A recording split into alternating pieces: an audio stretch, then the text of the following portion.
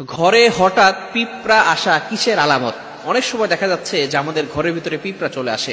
মনে রাখবেন, এই পিঁপড়ার ব্যাপারেও কিন্তু আল্লাহ তাআলা পবিত্র কোরআনুল কারীমের ভিতরে একটি সূরাও নাজিল করে দিয়েছে, সূরাতুন নামল। নামল মানেই হচ্ছে কিন্তু পিঁপড়া।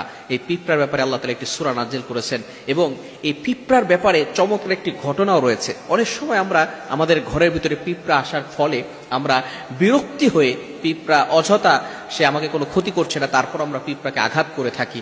পিঁপড়া আসাটা কিসের আলামত এটা আমরা অনেকেই বুঝি না। ভালো করে বুঝেন, এই পিঁপড়া সম্পর্কে আল্লাহ পাক রব্বুল আলামিন আয়াত নাজিল করে দিয়েছেন এবং এই পিঁপড়া এবং সুলাইমান আলাইহিস সালামের একটি চমৎকার ঘটনাও আল্লাহ তাআলা পবিত্র কোরআনুল কারীমের ভিতরে উল্লেখ করে দিয়েছেন। আপনি পবিত্র কোরআনুল কারীম খুলেন, 19 নম্বর পারা 17 নম্বর পৃষ্ঠার 2, 3, 4 নম্বর লাইনগুলোতে সূরাতুন নামলের 18, 19 নম্বর আয়াতে আল্লাহ তাআলা চমৎকার করে বলে দিয়েছেন, সুলাইমান আলাইহিস সালামের একবার সৈন্য সংখ্যা যারা আছে, তারা সৈন্য বাহিনী এক জায়গা থেকে অন্য জায়গায় যাচ্ছিল। এমন সময় সেই জায়গায় পিপিলিকার একটা দল ছিল। সেই পিপিলিকার যে সেনা ছিল, প্রধান ছিল, সে কেমন যেন তাদের সকলকে ডাক দিয়ে বলে দিয়েছিল, হাত্তা ইদা আতাউ আলা ওয়াদিন নাম ক্বালাত নামলাতু ইয়া আইয়ুহান নামলু দুখুলু মাসাকিনাকুম। কি চমৎকার কথা!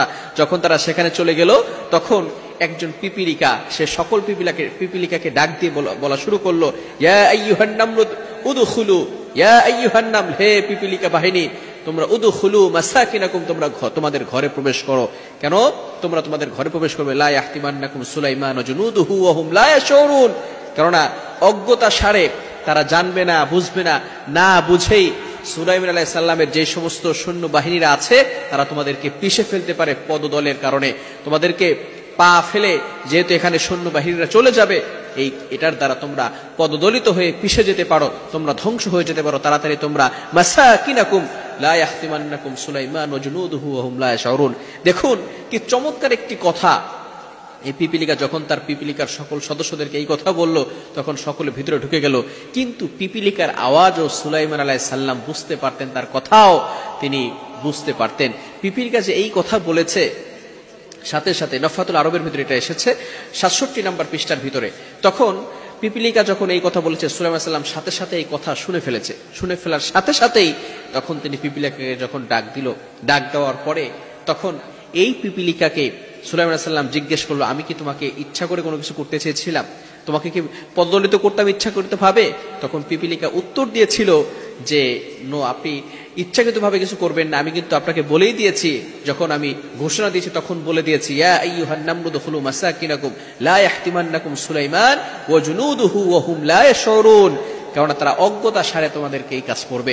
সুলাইমান আলাইহিস সালাতু ওয়াস সালাম এবং পিপিলিকার চমৎকার একটি ঘটনা আমরা শুনতে পারলাম। বোঝা গেল সুলাইমান আলাইহিস সালামও পিপিলিকার ভাষা বুঝতেন, সমস্ত পশু পাখির ভাষা তিনি বুঝতে পারতেন।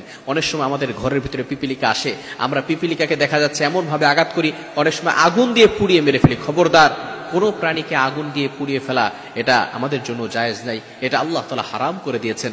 আগুন দিয়ে পোড়ানো যাবে না। হ্যাঁ, যদি কোনো পিপিলিকা আপনাকে আঘাত করে, কষ্ট দেয় মানুষকে, তাহলে তাকে হত্যা করা যাবে, তবে আগুনে পোড়ানো যাবে না। এখন পিপিলিকা যদি কারো ঘরে আসে, সেই ঘরে আসাটা এটা কিসের আলামত? এটা হচ্ছে বরকত নিয়ে আসে, বরকতের আলামত। ওই ঘরের ভিতরে আল্লাহ পাক রব্বুল আলামিন রহমত নাজিল করবেন, বরকত নাজিল করবেন।